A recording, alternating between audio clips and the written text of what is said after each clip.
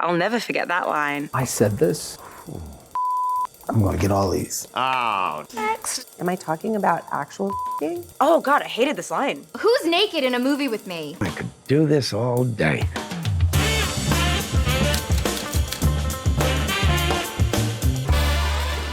Okay.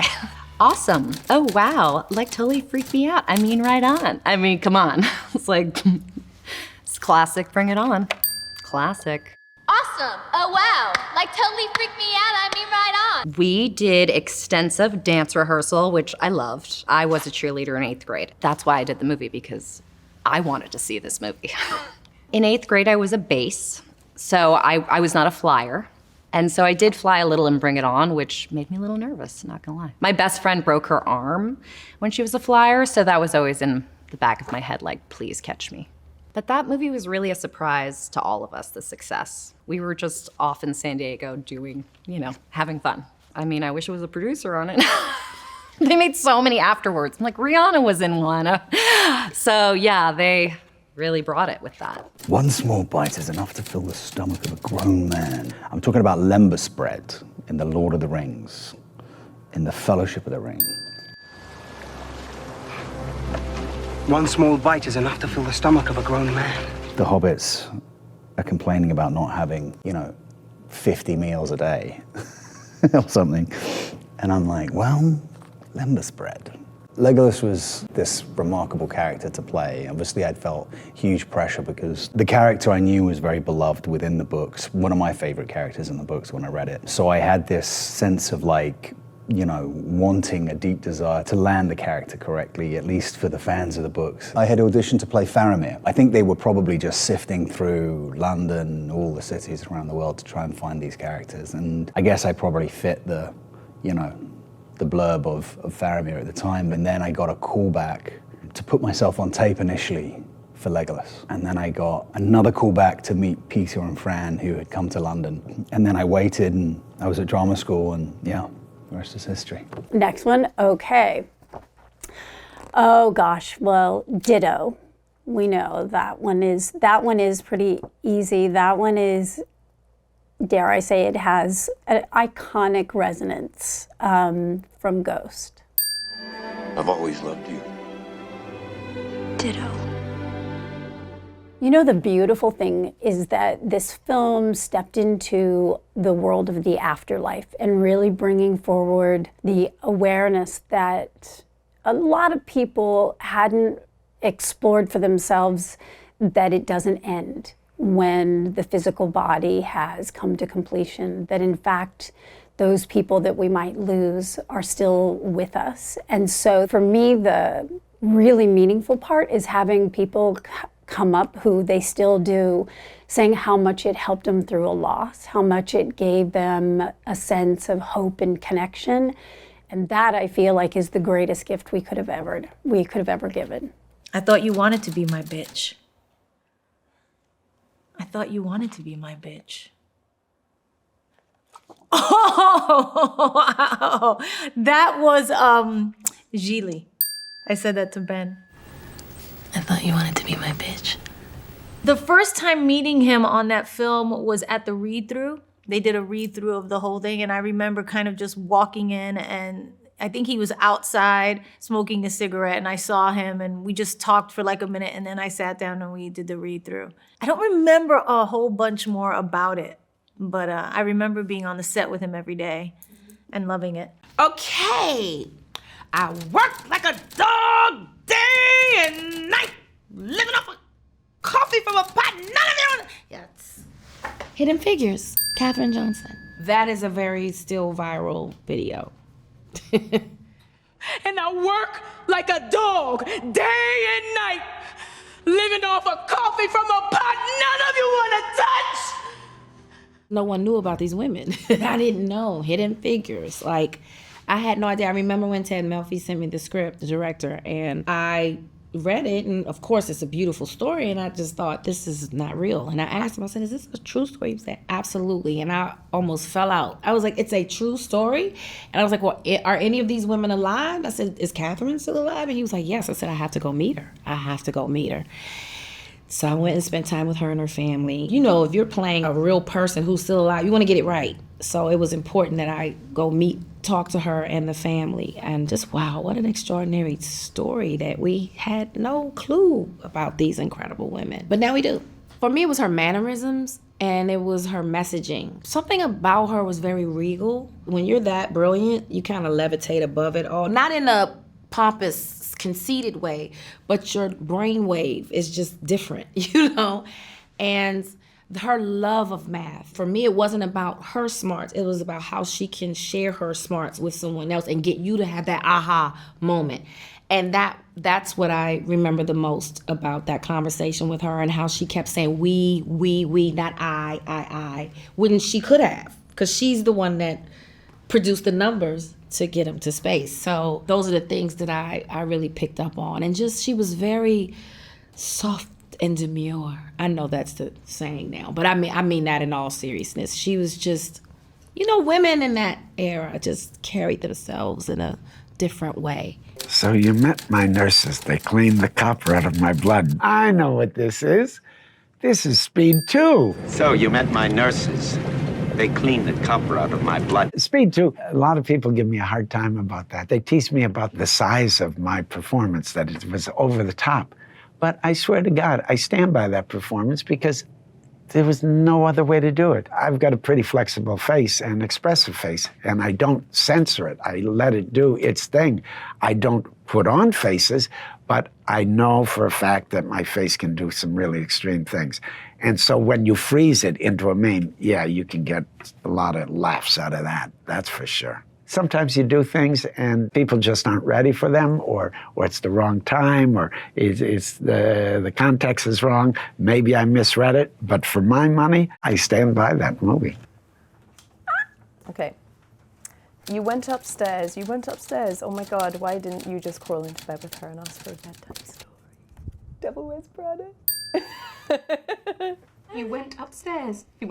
Oh my God, why didn't you just climb into bed with her and ask for a bedtime story? Okay.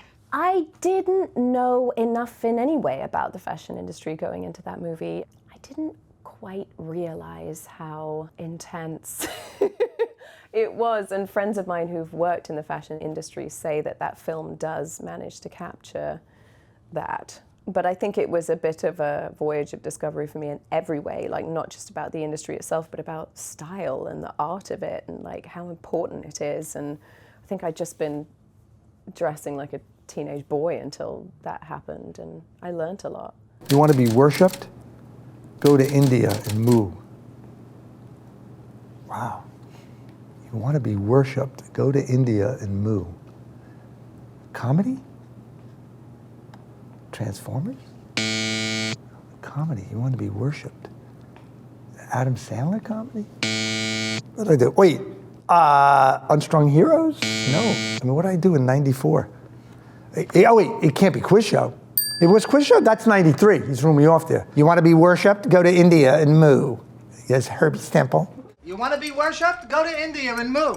Even though I missed that line, I love doing that movie, and that was a big experience for me. I used to do this warm-up on the set, go like this.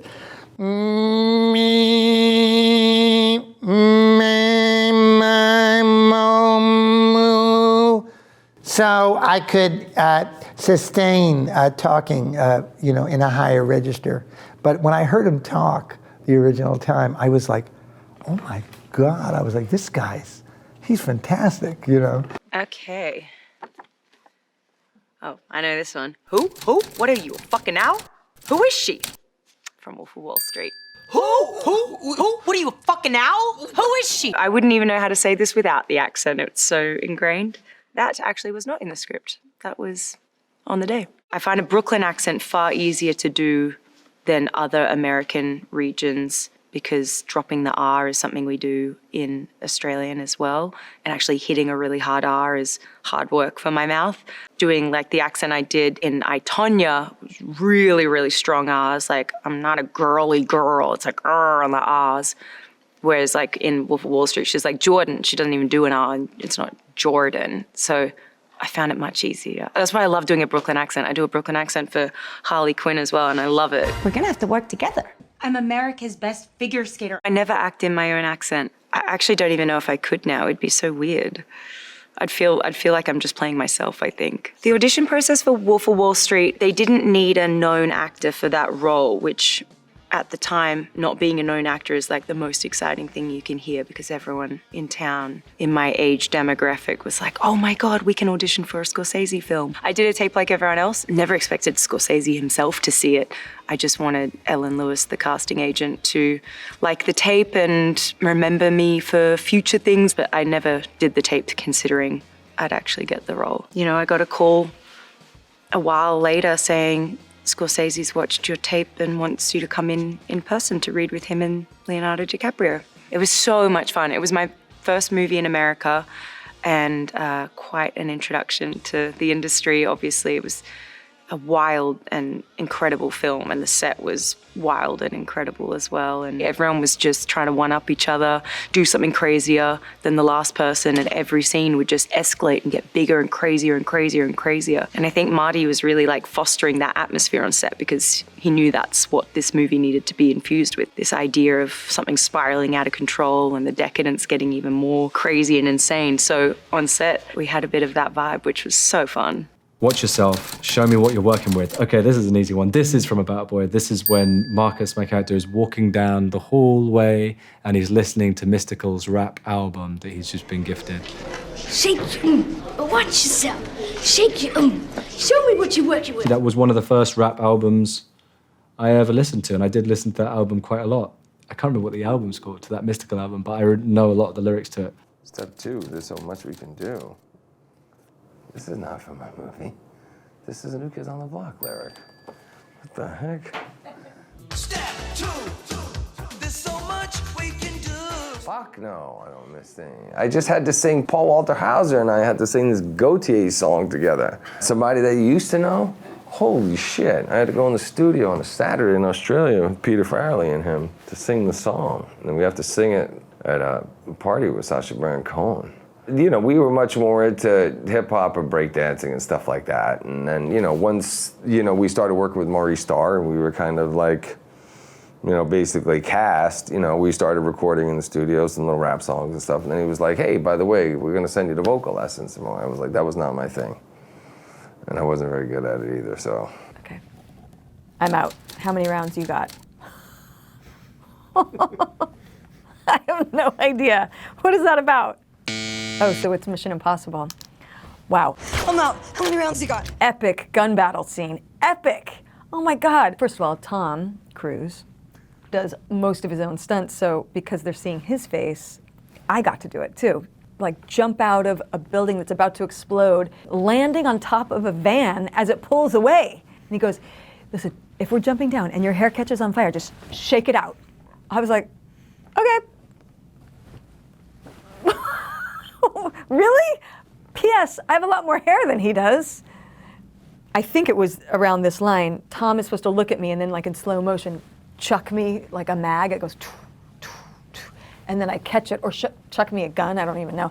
And then I catch it and then go, you know, like some badass move. JJ said, no, so what you're gonna do is he's gonna pretend to throw and then we'll superimpose like something CGI. And so just make your hand like that. And Tom goes, no, she can do it. And I was like, Tom, I can't. So he's like, we're gonna do one. We'll see if she can do it. Did it.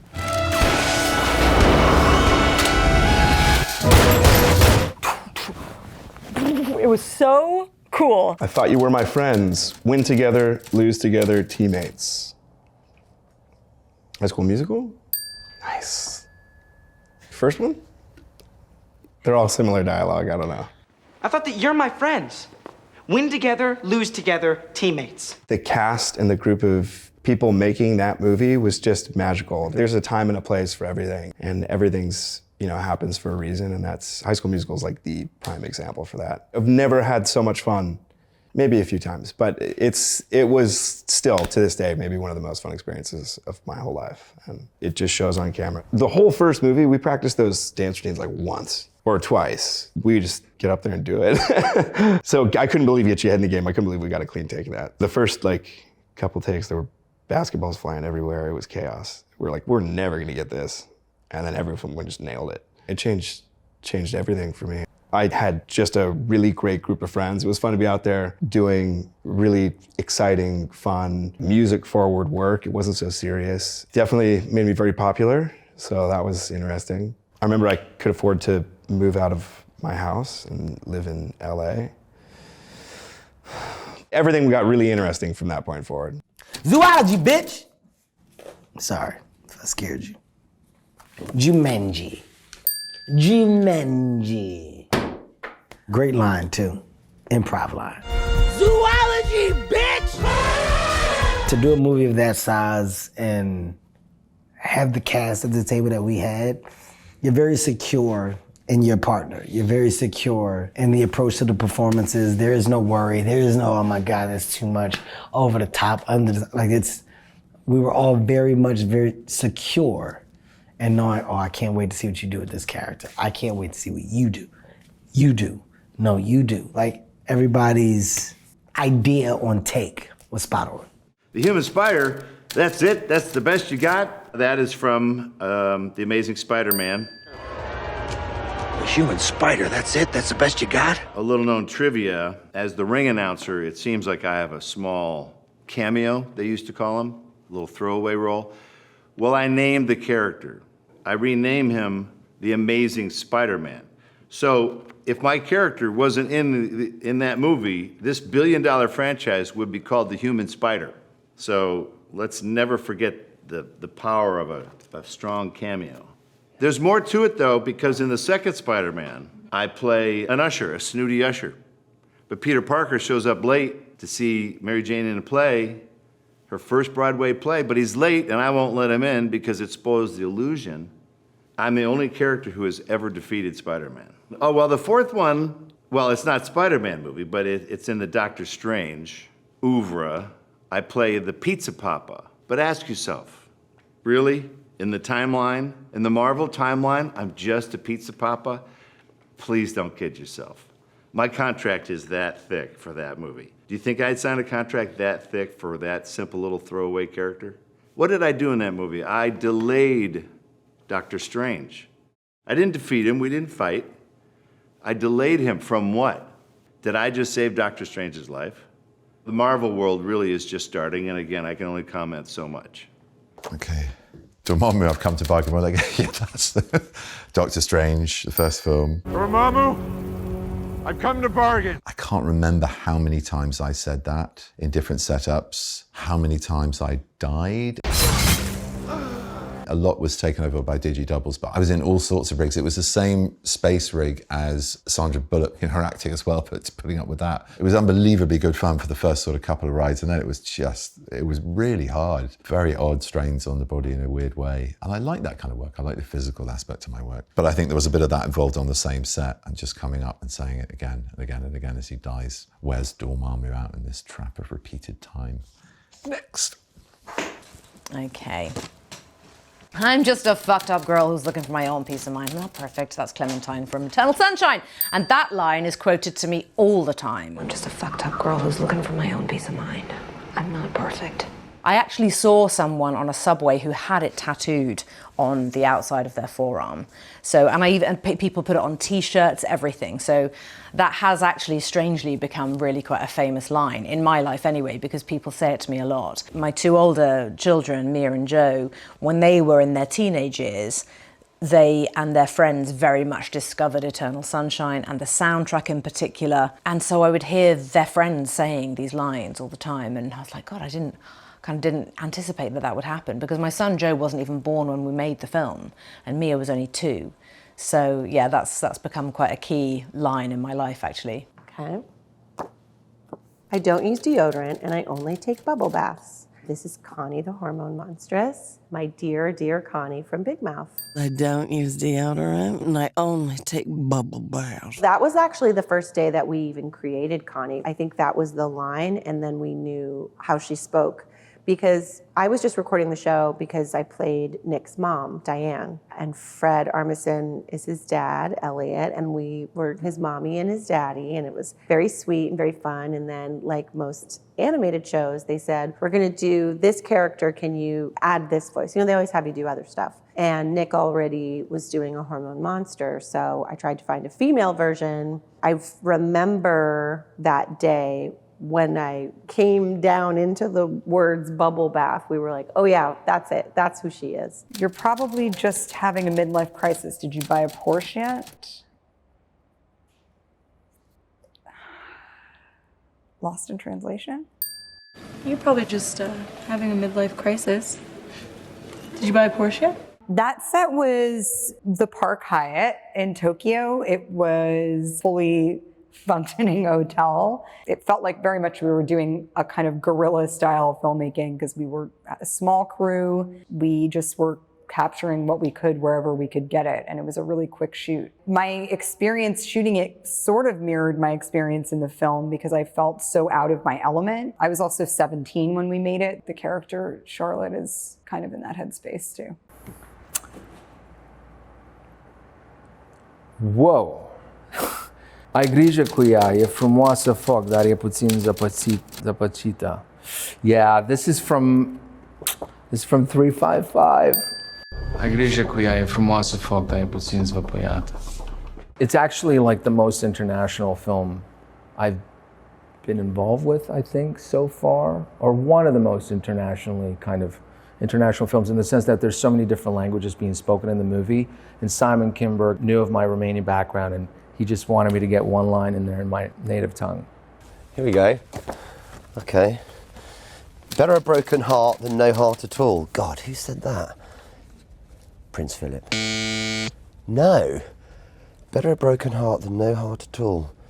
Was it the Doctor? It was the Doctor, and he said it to Amy Pond. He said it to River Song, Alex Kingston. He said it to an alien. It was from A Christmas Carol, and I said it to Catherine Jenkins. To Michael Gambon, of course. Better a broken heart than no heart at all. Try it. The great Michael Gambon, by the way. What an absolute joy it was to work with him. He was just incredible. So just, like many of us in England, he's sort of been a hero of mine. And it was a coup that we got him in Doctor Who. I just have such great fondness about that whole part, really, and that moment in my life, and getting to know Karen so well, who I love, Karen Gillan, the legend that is. Okay, bye. Did you know that it takes men an additional 7 seconds to perceive, this was a mouthful at the time, a woman as a threat compared to a man? Did you know that it takes men an additional 7 seconds to perceive a woman as a threat compared to a man? Yeah, I remember saying that. That was from a little film called The Charlie's Angels. It takes men an additional 7 seconds to perceive a woman as a threat compared to a man. We wanted a strong opener, you know? We wanted to really, like, broadcast what the movie was about. It was a good idea at the time. I hated making that movie. I don't know what else to say to you. Honestly, the three you can't touch, like Cameron, Lucy, and Drew. I love that movie. I love that movie, if that says anything. I never did it with baked goods, but you know your Uncle Mort, he pets the one-eyed snake 5-6 times a day. American Pie, of course. But you know your Uncle Mort, he pets the one-eyed snake 5-6 times a day. These were all improvised lines in American Pie. We had had a session a week before the shoot because I wasn't crazy about the lines that I had been given initially, so we came in and improvised, and then when I got to set, I was looking for the sides. You normally get some sides that have the lines on them for the day, and there weren't any sides. So they said, oh, we didn't have them. We thought you'd remember what you did last week. That was really a lot of fun doing that movie. I thought it was kind of raunchy when I read the script, but it turned out to be an unbelievable classic. Ah, yeah, I know this. I cry all the time, more than any woman you've ever met. That's The Holiday. I cry all the time. You do not. Yeah, I do.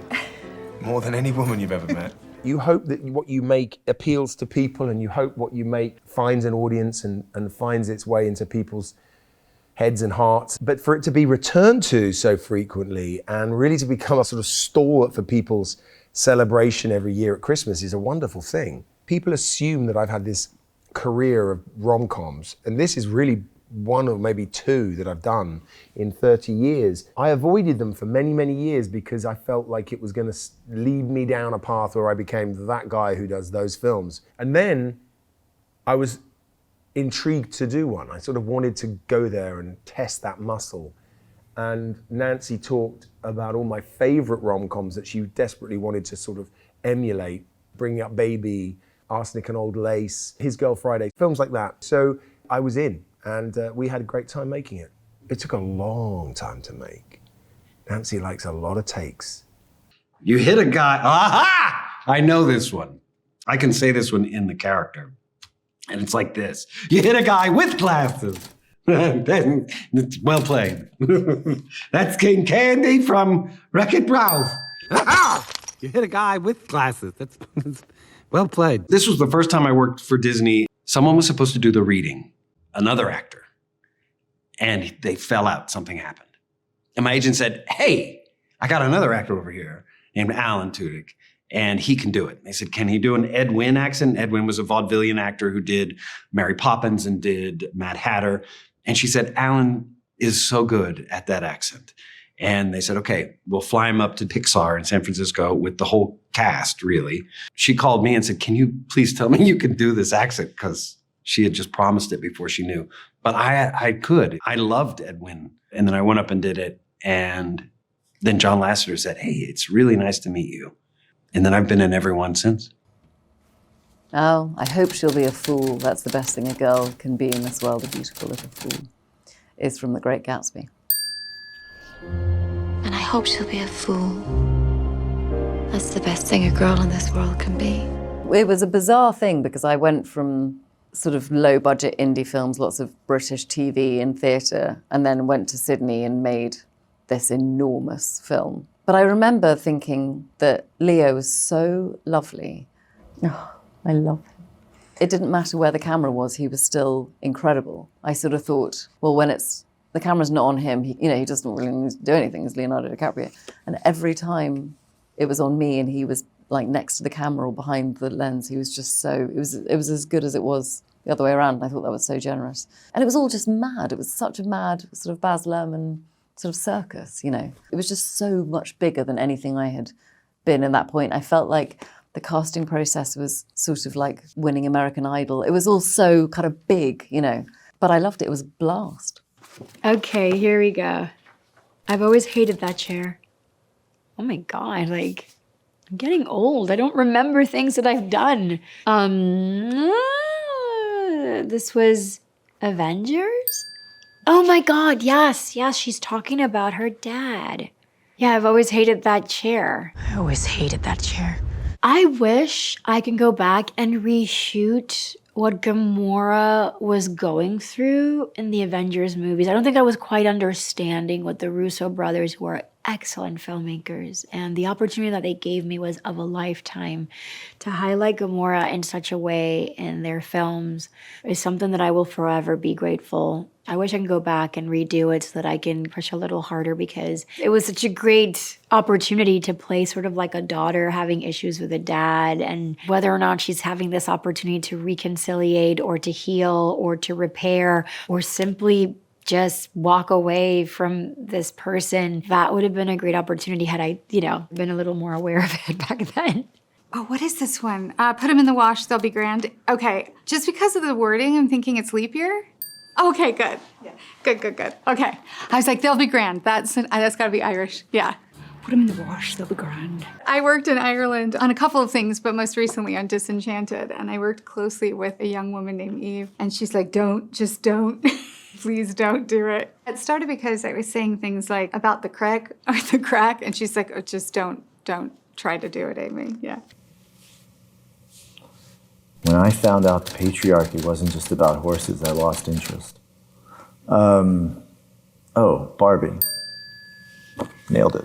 When I found out the patriarchy wasn't about horses, I lost interest. I got the script and there was my name. It said my full name as Ken. And the first line was, if I wasn't severely injured, I would beat you off right now. I was like, okay, how am I gonna do this? I know I have to, but how is this gonna work?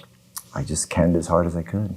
But I had to get new sheets because of all the fake tanner, and it just looked like a crime scene in my house. Just terrifying handprints on the wall. If you didn't know, you would just think that was a very disturbed person was living there. She's got a great ass and you got your head all the way up, but this is Al Pacino in Heat. Because she got a great ass. And you got your head all the way up it. Al always is very consistent. His best takes are always 5, 6, or 7. It's never the first 2 he's experimenting around, and then after 5, 6, or 7, you know, maybe there's a small change, but the best ones are 5, 6, and 7. And then after, he would deliver a take that was fantastic, and we both loved it. He'd say, let me do a wild one. Sure, go ahead. And what that meant is that he'd be completely unplugged, have absolutely no idea what he was going to do, and just let it. Sometimes it was brilliant, and sometimes it was absolutely terrible. Often it was hilarious. Usually were great. And Azaria, this was his first day on the set. We were 3/4 of the way through shooting. I neglected to tell him that we had this habit of doing this, so none of this was written. And then Al flipped this guy down in a chair, cut loose. Hey, I don't know who the fuck you guys think you're pushing around. And that look of shock and amazement on Azaria's face is because we're going completely off the script into something, totally wild. He has the powerful energy, and it's the key component in his character. But the specific visual of him doing some blow off a dagger he carried in the small of his back was too strong a message and detracted from that energy and that kineticism that he had naturally, so that's why I got rid of it. We shot it, I just took it out. And every little monster agreed. He was the best show and tell surprise ever.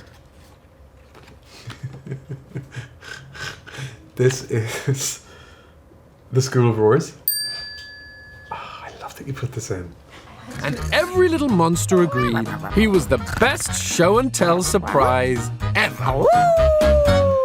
The School of Roars, people, is a children's animated series in which I play the narrator, and I also play one of the teachers who's called Mr. Marrow, I think he's called. He's a dinosaur, he's a teacher, and they're all little dinosaurs who go to school, and it's called the School of Roars. I mean, that just makes me want to eat my own fist, it's so cute. And it's absolutely exhausting to do it. Yeah, because you have to be really, because it's for 4-year-olds. And so if you're speaking like this, the 4-year-old's like, well, who's that scary man? Who's that scary man? So you have to be and at the end, you are so tired. And when you're doing it in a booth, there's no air. So you're like, oh, and then you also have to roar. That's the other thing. Because you're playing a dinosaur. Things that are exhausting. It's not playing Hamlet. It's this motherfucking thing. Excuse me, you don't say that, but you can, yeah. School of Roars, love it. If you want to win, you got to be like this. Tight. Pat Riley in Winning Time. You want to win. You got to be like this. Tight. And I proceeded to punch a chalkboard, which they had tethered to the ground with a lot of sandbags so it wouldn't go flying, and it didn't move. And I practically broke my knuckles. So did the double. We both ended up with like ice packs. It was kind of the invention and birth of celebrity athletes and the power that they had and the allure that they had and the cultural significance of that and how it's shaped a lot of how athletes are idolized today. It was a wild time, it was a much more wild time, a much freer time. So definitely very entertaining. This ain't the farm, and these ain't no crop dusters. I'm not playing chicken with you. I think that's exactly how I said it. This is Pearl Harbor. This ain't the farm and these ain't no crop dusters. I'm not playing chicken with you. I love Ben. I think everybody's quite aware of this now, but he's an incredibly intelligent guy. And at the time, they always thought that Matt was like the brains behind the operation. And he had like this just incredible capacity to do like 50 things at once. He was producing a film at the time. He was like always had his little crossword. He was working on his crossword. He was doing like, I don't remember who he was dating at the time, but he was constantly on the phone with them. Whenever I see him, we're friendly with each other. But we're not super close. And I don't know if you know, The Onion has an article about us being like, remembering our time at Pearl Harbor, which my friends send to me all the time. I don't know why, but unfortunately, Ben and we don't get together and discuss the trauma of Pearl Harbor. One bag of ketchup, now ring me up. Yeah. Carolyn Company, and it was a housewife who was going crazy because of being in this grocery store. That I remember, yeah. One bag of ketchup, now ring me up. That was where I was talking to Terry Kaiser. It was in a grocery store and he was a clerk. And there was some kind of a limit on how many pieces of grocery or whatever that I had. And so I took the tomatoes, and I think I put them in a plastic bag and hid them back and made ketchup out of it and said, now ring me up.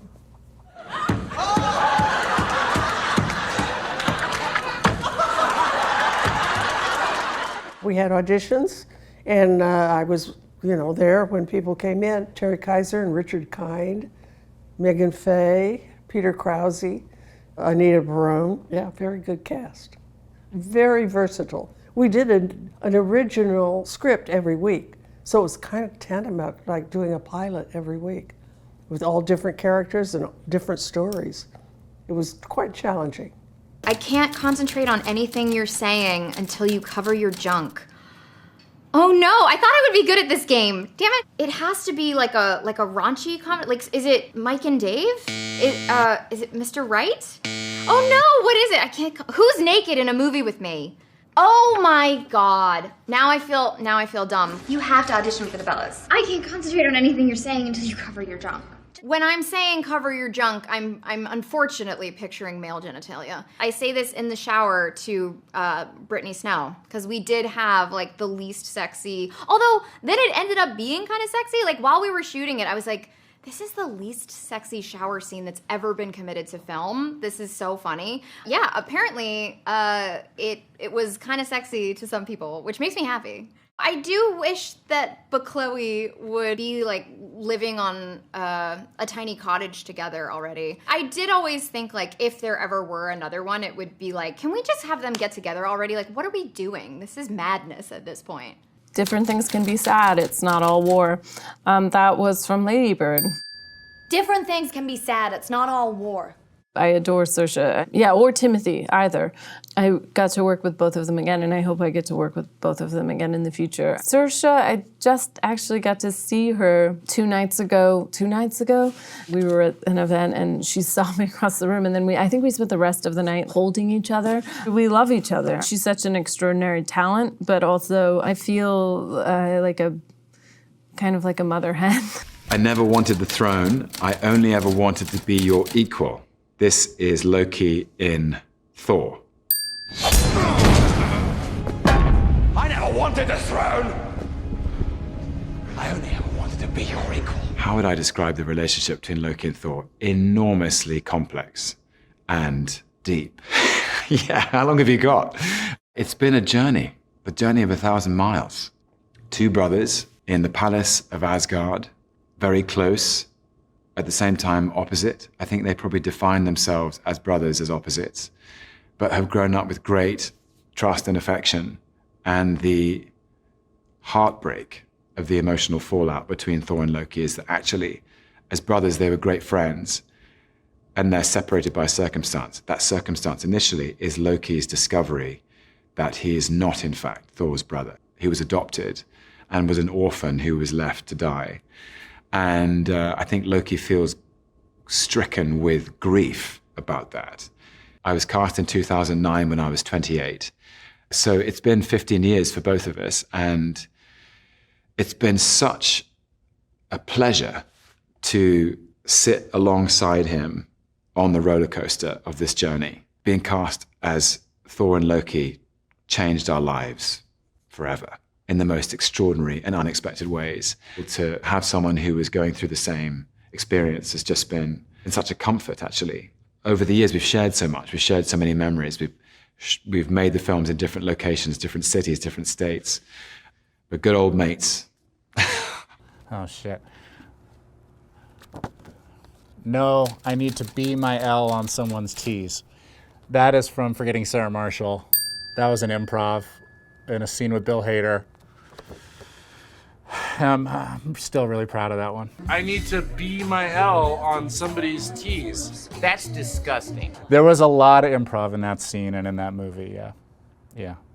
We cast the funniest people that we could find. Bill is as funny as anyone on earth, and so he made everything funnier. In my country, when a man gets down on one knee, it's because he either wants to get married or he's been shot. Sometimes it's been because of both. That's Gloria, too. That's not Gloria? Oh, my God, I play the same characters. Is this, I don't know, is this Titi? Are you sure it's not Gloria? It's a movie. The Three Stooges? Okay, what is it? Yes. Oh my God. With that director, Gary Marshall. I mean, that was an amazing, amazing project for me. In my country, when a man gets down on one knee, it's because he either wants to get married or he's been shot. I was talking to Bon Jovi. All my friends from Colombia went crazy because, that was our love.